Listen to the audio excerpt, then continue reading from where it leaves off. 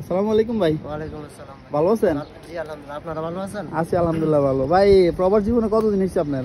আমি নতুন, এই 2-2.5 বছর হয়েছে, 2.5 বছর। 2.5 বছর।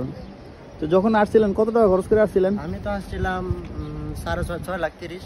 6.5 লাখ এরকম। হ্যাঁ, তো এই কেমন আপনার কুয়েতের মাটিতে কেমন লাগতেছে আপনার? কুয়েতে এমনিতে নর্মাল অবস্থায় ভালোই, কিন্তু দালালে যা যা বলছে এখানে এসে তা আমরা পাই নাই। দালালে বলছে 8 ঘন্টা ডিউটি দেবো 75 টাকা বেসিক স্যালারি, আর 12 ঘন্টা ডিউটি করলে দেখা গেছে 110-20 দিনার হবে। কিন্তু আমাদের এখানে আসার পরে দেখা গেছে কোম্পানি 12 ঘন্টা ডিউটি দিচ্ছে না, 8 ঘন্টা ডিউটি। 8 ঘন্টা দিতে 75 দিন, 75 দিনের দেখা গেছে বাইরে তেমন কাজ করাও যায় না। এই 75 দিনের মধ্যে খাওয়া খরচ সবকিছু নিজের বাড়িতে দেখা গেছে 10-15 হাজার টাকার মতন পাঠানো যাচ্ছে।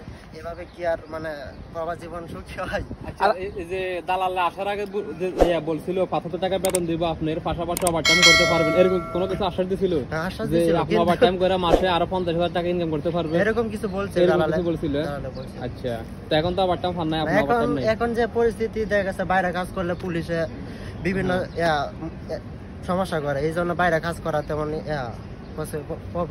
এবিলিটি নাই। কারণ নতুন অবস্থায় ধরা খায় বাড়িতে গেলে 6 লাখ পুরা বিফলা যায়। আর বিশেষ করে কুয়েতে মানে আপনি তো আসছেন প্রায় 2.5 বছর, মোটামুটি অভিজ্ঞতা ভালোই আছে। মানে বাইরে কোন কাজটা চাহিদা বেশি? বাইরে এমনি নরমালি দেখা গেছে এদিকে মানে কি কাজটা চাহিদাটা কি কাজ? মানে এই যে মনে করেন অনেকে আছে ইলেকট্রিশিয়ানের কাজে, মেকানিকের কাজে, এসির কাজে, ফ্রিজের কাজে, রঙের কাজে আছে।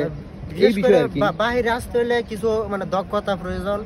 দক্ষতা তেমন মানে বাংলাদেশে বহুত কাজ আছে, দেখা গেছে মেকানিক্যাল কাজ, রাজমিস্ত্রি, এগুলার চাহিদা এদিকে মানে বাইরের কাজে প্রাইভেট কোম্পানিগুলো এগুলা খুব চাহিদা বেশি। আর কিন্তু নর্মালি ক্লিনার বিষয় এগুলো কোনো দক্ষতা লাগে না, দেখা গেছে আসলে বাস ক্লিনিং কাজ। এই মানে আমরা হতাশা হই, মানে 7 লাখ 8 লাখ টাকা খরচ করে আসি, আইসা ক্লিনার কোম্পানিতে আমাদের স্যালারি মন মতো করে না, আর আমাদের চলতে ফিরতে অনেক কষ্ট হয়। তাহলে মনে করেন যারা নতুন আসতেছে তাদের উদ্দেশ্যে মানে আপনার মন থেকে কোনো কথা আছে?